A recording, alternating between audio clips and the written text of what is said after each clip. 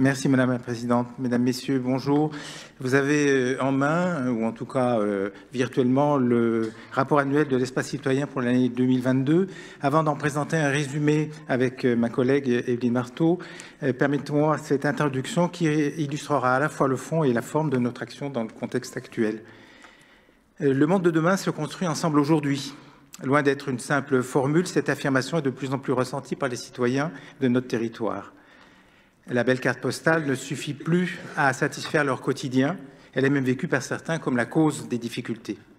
Alors, sauf à regarder ailleurs et de ne pas voir la réalité, les habitants du Grand Annecy ont d'ores et déjà et auront, dans un avenir proche, à faire face à de nombreux enjeux liés à la qualité de notre environnement et aux conséquences du réchauffement climatique. À ce stade, ce sont des contraintes qui viennent en premier, contraintes mal comprises, souvent mal vécues par une population plus individualiste qu'ailleurs. Et le contexte national et international ajoute à l'inquiétude. Alors, tout serait-il foutu? Notre réponse est clairement non, je vous rassure. Et les 116 citoyens qui ont participé à l'un ou l'autre de nos travaux ont bien montré qu'ensemble, on pouvait construire un avenir plus positif. Bien sûr, chacun peut avoir sa propre vision des choses, sa solution idéale pour résoudre les problèmes, mais quelle serait leur valeur si elle n'était pas partagée? C'est ce qu'en permanence nous essayons de démontrer dans l'espace citoyen. Nos contributions n'ont pas vocation à apporter la solution miracle, mais elles sont construites collectivement et en essayant de ne laisser personne ni aucun sujet sur le bord de la route.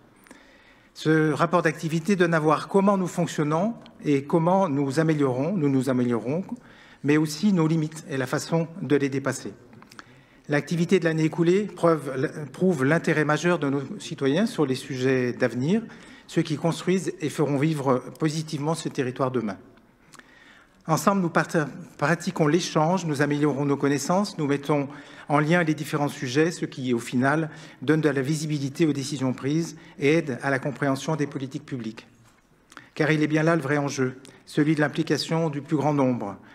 La parole citoyenne est respectable et doit pouvoir être exprimée à tous les niveaux. La démocratie, ce n'est pas une fois tous les 6 ans.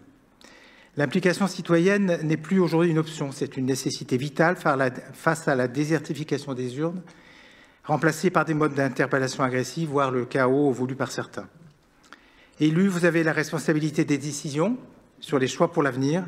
Votre tâche est difficile face aux enjeux parfois contradictoires et surtout face aux contraintes qu'elles imposent à tous. On voit bien aujourd'hui que la légitimité élective n'est plus suffisante pour être admise par la société. Les décisions qui importeront notre avenir doivent être comprises et cela passe par la manière dont elles auront été fabriquées. En 2022, nous avons continué, alors on va rentrer dans la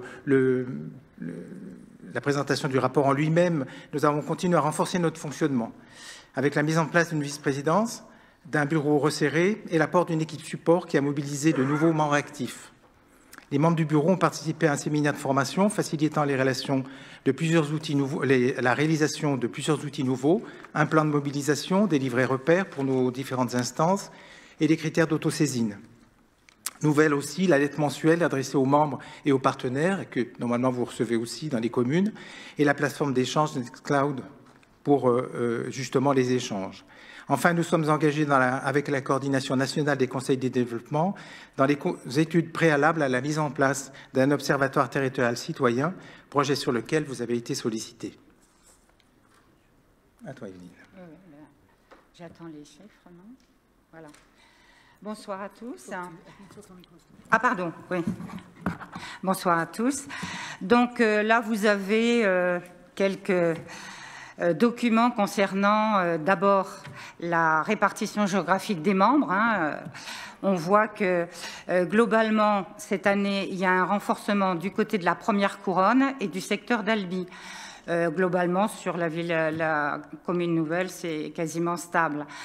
On peut regretter la représentation géographique des territoires ruraux, mais là, nous n'y pouvons pas grand-chose pour l'instant. Et dans un second temps, là, vous avez un tableau sur la parité. Donc, elle n'est toujours pas atteinte, mais elle n'est pas non plus négligeable. Et quand les femmes s'engagent dans ce bénévolat, dans ces commissions, je peux vous dire qu'elles travaillent beaucoup et qu'elles sont vraiment très, très actives. Nous en sommes très, très contents et très satisfaits. Ensuite, là, sur d'autres... voilà. Sur les âges.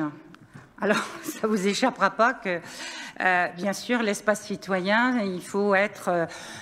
on est bénévole, c'est très chronophage parce qu'on a beaucoup de choses à faire, on se donne beaucoup de choses à faire également. Donc, les actifs, c'est un peu compliqué pour qu'ils s'impliquent régulièrement. Néanmoins, vous pouvez voir que quasiment... si on voit qu'il y a eu, comment dirais-je, entre 60... vous avez plus de 60 ans, à peu près 52% en 2021, 59% en 2022, probablement vieillissement, etc. Peut-être, voilà. Néanmoins, toutes les générations sont représentées. On peut regretter la faible part. Alors, pareil pour les territoires ruraux, pour la répartition, là, c'est plutôt pour les jeunes. Hein, mais les jeunes ont aussi d'autres préoccupations et le contexte n'est pas facile pour eux. Mais on reste stable à 3%. Plus de, comme vous l'a dit François, 116 membres sur 150 ont participé au moins à un groupe de travail. On en est fiers et on est très confiants du travail futur que nous ferons ensemble. Et plus de la moitié de nos membres sont en âge d'activité et les 3/4 sont des citoyens volontaires. Ça vous donne une idée, une photographie de notre espace citoyen qui reste une instance ouverte, non figée et qui évolue avec le temps, dont les effectifs peuvent évoluer en fonction des sujets traités. Merci. Alors, je vais continuer. Les thématiques de l'année, vous avez, je suis référente de la commission alimentation, donc je vais vous présenter très vite, ne vous inquiétez pas, le dynamisme de ce groupe alimentation.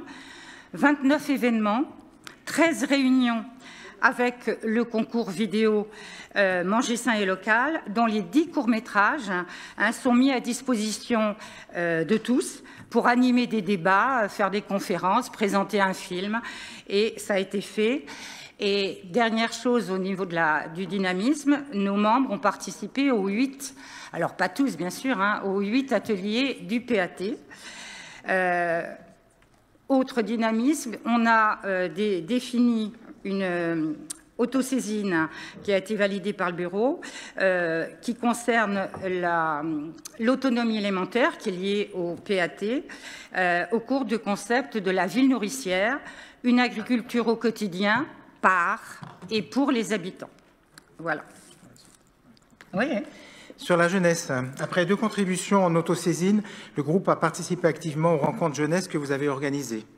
La question des jeunes sera désormais dans nos travaux, un chapitre présent dans chacune de nos contributions. Sur la mobilité, sujet plus que jamais d'actualité, nous avons répondu à votre saisine sur le plan de déplacement et mobilité, sur lequel nous avons échangé et participé au forum des partenaires. La mobilité restera en 2023 un sujet de grande actualité qui mobilise nos membres. On a actuellement un groupe, puisque vous nous avez sollicité sur la zone à faible émission.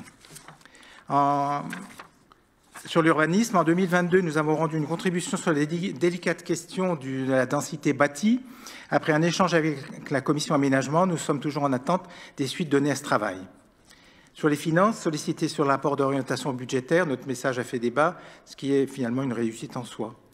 Enfin, le sujet de l'eau, nous nous étions investis dès les premières consultations lancées par le Grand Annecy et nous avons produit une contribution qui a ouvert la voie à une collaboration en cours avec les élus concernés, ainsi que vos services pour apporter les outils de mobilisation des habitants. C'est donc le Lab Eau qui mobilise d'autant plus que le sujet s'est invité violemment dans l'actualité de cet hiver. Nous avons en 2022 eu 2 assemblées plénières, une plénière ouverte aux élus et aux partenaires au mois de juin sur le thème de la ville relationnelle. Les présents ont pu entendre et échanger avec Sonia Lavadino sur un thème tout à fait inspirant pour notre territoire. Cette plénière a permis également de découvrir les vidéos réalisées par les jeunes sur le manger sain et local, exercice de mobilisation qui était fort réussi. Rappelez encore que ces vidéos sont toujours disponibles et peuvent être tout à fait utilisées. Merci.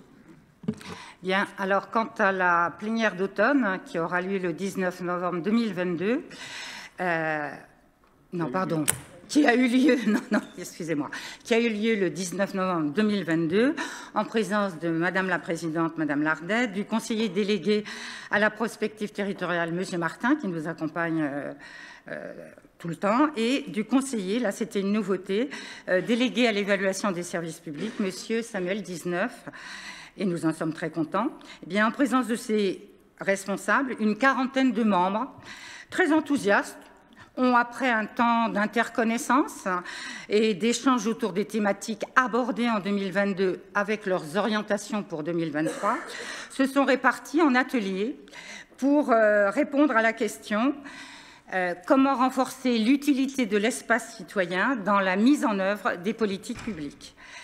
Et si dans le rapport d'activité, vous avez, on a sélectionné un certain nombre de bulles écrites par les citoyens qui travaillaient dans ces ateliers. Et globalement, des idées, des propositions ont été tirées de ces échanges, c'est de la page 22 à 25, autour de la connaissance de soi, des autres, du travail collectif par développement de partenariats, de réseaux sociaux avec les jeunes, des relations élus, services et citoyens, autour de l'attention et la prise en compte de la parole citoyenne et du souhait qu'ont les citoyens de participer en amont des planifications à l'éco-construction en amont de ces différentes planifications. Samuel 19 est venu échanger autour de cette première évaluation de la prise en compte des avis de l'espace citoyen dans les politiques publiques. C'est une nouveauté dans cet écosystème élus-services citoyens que nous apprécions particulièrement. Merci. Justement, en 2021, vous engagez le processus d'évaluation de la prise en compte de nos avis. Processus prévu dans le cadre de coopération signée entre le Grand Annecy et l'Espace citoyen. Ensemble, nous avons défini la méthode d'évaluation et défini les avis qui feraient l'objet d'un examen détaillé et identifié 4 modalités de dialogue pour concrétiser la démarche. Les enseignements tirés permettent de tracer la trajectoire de certaines de nos préconisations et surtout d'identifier nos attentes respectives. Si nos contributions sont perçues comme utiles, reste à valider quelle est la réalité de leur prise en compte et l'évaluation de leur impact. Il en va de la crédibilité des deux parties dans leur volonté de participation citoyenne. Pour rappel, le cadre de coopération fera l'objet donc d'une évaluation dans le courant de l'année 2023. Projetons-nous maintenant sur 2023 et 2024. Nous avons essayé d'élaborer une feuille de route pour les 2 années à venir pour renforcer la coopération, et ce, en 3 axes. Voilà. Donc, on a des réflexions autour de, d'une thématique transversale qui inclut, bien sûr, l'urbanisme, l'alimentation, les ressources en eau, la transition écologique, etc. Donc, en 2022, Faire Territoire s'est osé poser la question d'être ensemble, avec 2 concepts. Le premier, qui a été vu à la plénière de juin, le concept de la ville relationnelle, qui a été présenté en juin par Sonia Lavadino, qui est une archéologue urbaine. Les travaux rendus sur la densité acceptable dans le cadre du PADD rentrent dans ce concept. Ensuite, le deuxième concept, c'est le concept de la ville nourricière. Dans le cadre du PAT, on a dit sur l'autonomie alimentaire. Viendra sans doute une autre autosaisine pour le nouveau groupe de travail qui s'intéresse aux questions liées à l'âge, au grand âge. En 2023, alors là c'était 2022, 2023, transition écologique, permaculture humaine. Alors soyons prêts, le mieux possible, bien sûr, pour ce grand défi du siècle, c'est le changement climatique, bien évidemment. Et les transitions écologiques nécessaires, telles que, j'en cite quelques-unes, les mobilités douces, les circuits courts et la mise en œuvre de ces fameuses zones faibles émissions mobilité. Quant à la permaculture urbaine, je ne sais pas si vous avez tous en tête ce qu'est cette permaculture. Simplement, rapidement, la permaculture, c'est au départ lié à l'agriculture et à l'horticulture, qui travaillent en fonction des cycles naturels et des écosystèmes, en respectant la nature. C'est ça la permaculture. Petit à petit, elle s'est étendue aux communautés humaines, et là on parle de permaculture humaine. Elle soutient, cette permaculture, le développement de ces communautés selon trois points majeurs: la connaissance de soi, la connaissance des autres et le travail collectif pour que ces communautés, ces groupes deviennent autonomes, matures et résilients. L'espace citoyen y puisera ses sources d'inspiration pour mettre au cœur de sa démarche le citoyen, imaginer et expérimenter une forme nouvelle de vivre et de travailler ensemble pour qu'en 2024, la culture de la participation citoyenne soit mieux et prise en compte, et plus prise en compte par tous, et pour une résilience de notre système démocratique avec ses piliers: le pouvoir de se rencontrer et débattre, le pouvoir de se comprendre, le pouvoir d'agir positivement et le pouvoir d'évaluer l'impact des actions qui sont menées collectivement. Je terminerai là-dessus. L'Observatoire territorial et citoyen, en facilitant le partage d'expériences et la récupération de données chiffrées internes à l'espace citoyen et externe, il y a toute sa place, il y aura toute sa place. Voilà. Le deuxième axe, assurer la diversité des points de vue. Nous avons travaillé sur un plan d'implication afin de booster la mobilisation, non seulement de nos membres, en les questionnant systématiquement sur chacun des sujets, mais aussi en allant chercher des contributions dans d'autres réseaux, associatifs, professionnels, étudiants. Le futur site Internet devrait, sur ce plan, nous apporter quelques facilités. Le troisième axe, c'est questionner la gouvernance et ouvrir les instances au renouvellement. Le départ du président ouvre en 2023 une belle opportunité pour cela. Une première réflexion est engagée afin que, dès cet été, les conditions de mise en place d'une nouvelle gouvernance soient arrêtées. L'enjeu est de rester une instance ouverte, un espace de dialogue, de faciliter l'implication dans le respect des contraintes de chacun, car participer, c'est du temps et parfois un luxe qu'on ne peut s'accorder. L'enjeu est de garder cette posture particulière qui n'est pas celle des techniciens, mais celle d'usagers du quotidien. En cela, l'espace citoyen est gardien du temps, détecteur de signaux faibles et un espace apprenant.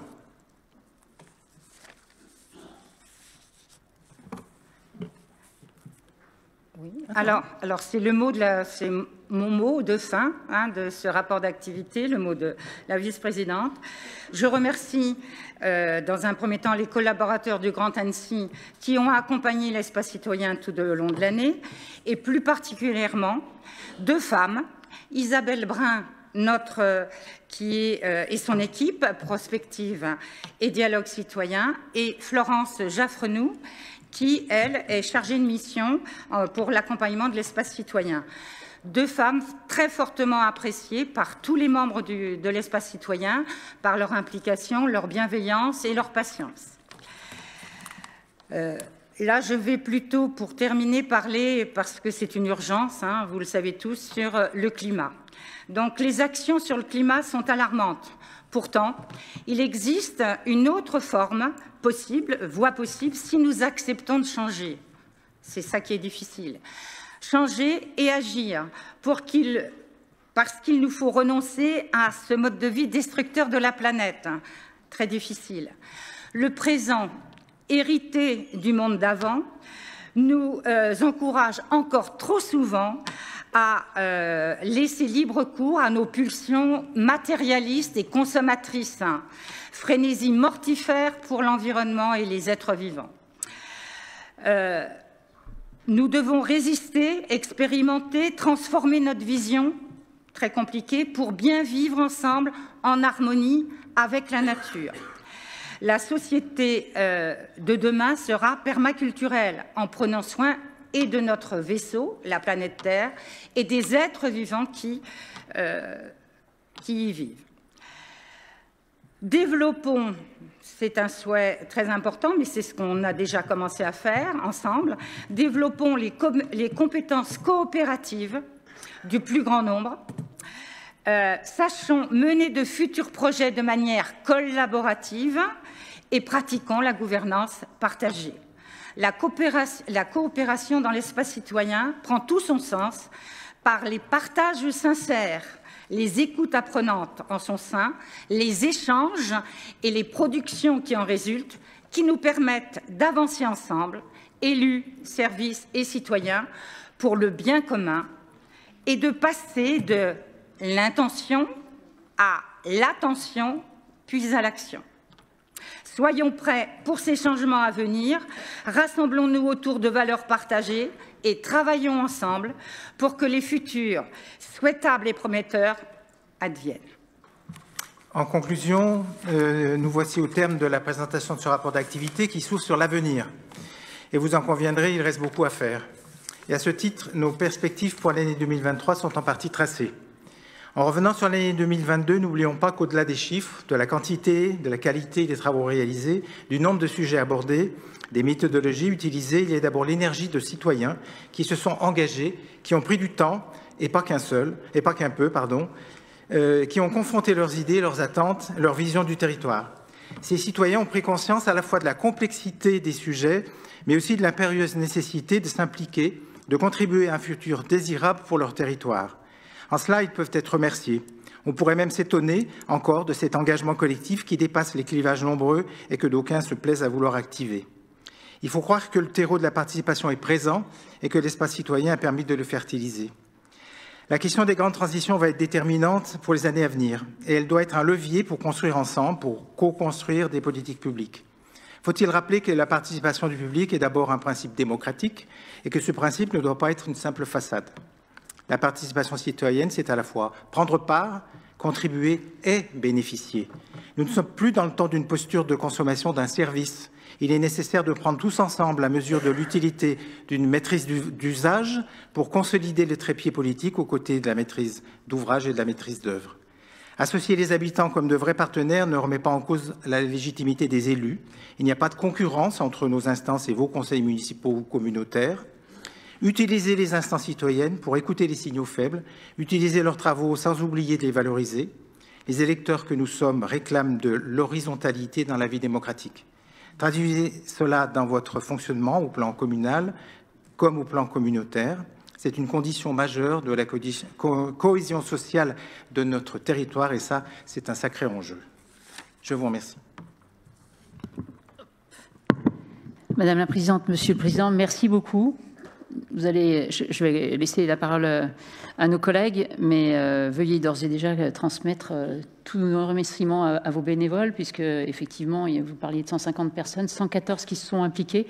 Donc félicitations, parce que c'est pas toujours évident de pouvoir les maintenir sur le temps long dans le cadre de projets qui, effectivement, parfois, vous le direz, et Samuel va nous le rappeler, sur lequel vous avez parfois toujours des attentes de retour, hein, puisque l'échange doit être dans les deux sens. Donc, en tout cas, un grand merci, et puis à très vite, puisque de toute façon, nous allons très vite vous retrouver dans le cadre de nos différents travaux et dans l'attente de vos remarques. Notamment, on a bien pris acte de vos remarques dans le cadre du PADD. Et en tout cas, je vous remercie des remarques très pertinentes que vous nous faites systématiquement. Avant de donner la parole à tous nos collègues, je vais d'abord passer la parole à Samuel 19 qui voulait prendre part, en tout cas, à quelques explications concernant ces travaux qu'il a menés en collaboration avec l'Espace Citoyen dans le cadre de l'évaluation de nos rapports, justement, Grand Annecy, Espace Citoyen. Merci Madame la Présidente. Bonjour à tous. Merci beaucoup pour ce rapport qui était, comme d'habitude, dans vos travaux très, très complet. J'apprécie beaucoup le travail réflexif que vous faites et qui vous met toujours dans une remise en question, une évolution et une amélioration continue. Vous avez rappelé l'évaluation qui a été promise l'année dernière. En effet, elle a été faite sur plusieurs mois. Elle a apporté ses résultats. Nous l'avons fait en plénière lors d'une belle restitution avec un World Café qui s'en est suivi et beaucoup d'idées. Nous nous sommes vus ensuite par la suite et ce travail d'évaluation sera le terreau qui permettra de créer le nouveau cadre de coopération qui sera fait pour 2023. On avait vu des choses très positives. On a vu aussi des points d'amélioration. Et il s'agira de structurer vraiment votre participation, de renforcer le dialogue avec les instances de l'agglomération. Et j'espère que ce travail sera fertile. Donc merci beaucoup. Et merci en particulier à Monsieur le Président de l'Espace Citoyen qui, après 10 belles années, je crois, passera la main, si j'ai bien compris, donc cette année. Donc un grand merci à vous pour tout ce travail. Bien, je vais maintenant vous laisser la parole. Qui souhaite prendre la parole ou poser des questions, faire des remarques sur le rapport de notre espace citoyen? Non? Eh bien, écoutez, je crois que si, Monsieur Dupertuis. Oui, Madame la Présidente, bonjour à tous. Simplement, à mon tour, pour remercier l'espace citoyen pour le travail qu'on a eu à mener ensemble sur l'avis sur le ROB, donc le rapport d'orientation budgétaire, puisque comme chaque année, comme je m'y étais engagé, je voulais présenter. Alors, c'est vrai que cette année a été un peu plus compliquée et je m'en excuse encore sur les délais un peu courts pour le retour de votre avis. Mais enfin, je dois dire qu'une nouvelle fois, il est disponible d'abord sur le site du Grand Annecy, mais il est extrêmement pertinent, extrêmement fourni, extrêmement clair. Et pour moi, c'est un enjeu qui nous a permis d'abord d'améliorer le budget. J'ai bien pris aussi en compte les remarques que vous aviez faites, et les services ici en sont témoins avec les commissaires de la Commission des finances. On va travailler, comme ça avait été dit, sur la clarté de présentation de ce document, et puis surtout le lien très important qu'il faut mener avec le PCAET, comme vous l'avez noté, et notamment le plan climat. Donc c'est des chantiers qu'on a ouverts pour l'année prochaine. J'espère que vous y verrez ces évolutions en novembre prochain pour le prochain ROB. Mais voilà, dites aussi à vos adhérents, à ceux qui participent, qu'on écoute, on fait ce qu'on peut, on essaye d'avancer le plus vite possible. Mais voilà, en tout cas, merci beaucoup. Moi, j'ai vu une montée de qualité, en tout cas d'appropriation du sujet finance, qui n'est pas un des plus faciles à prendre en compte au sein de cet espace citoyen au fur et à mesure des 3 années qu'on a déjà passées ensemble. Et je ne doute pas que ça continue. Donc encore merci. Merci. Effectivement, la finance, je l'expliquais aux étudiants de l'UCMB tout à l'heure, c'est le nerf de la guerre, puisqu'effectivement, sans finance, pas de projet. Voilà, pas de projet, pas de développement. Donc, effectivement, il n'y a pas de respect des objectifs qu'on se fixe tous en tant que citoyens élus et avec le Conseil de développement.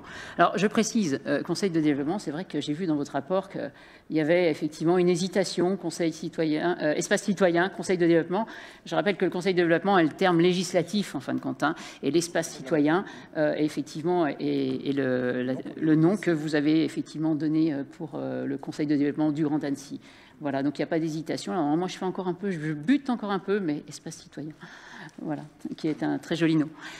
S'il n'y a pas d'autres prises de parole, je tiens effectivement moi aussi à remercier les agents qui travaillent à vos côtés, hein, qui vous suivent, qui vous permettent de rédiger aussi l'ensemble des documents. En tout cas, les remercier du fond du cœur. Et puis, je pense que, Monsieur le Président, vous méritez nos applaudissements pour vos 10 ans passés aux côtés du Grand Annecy.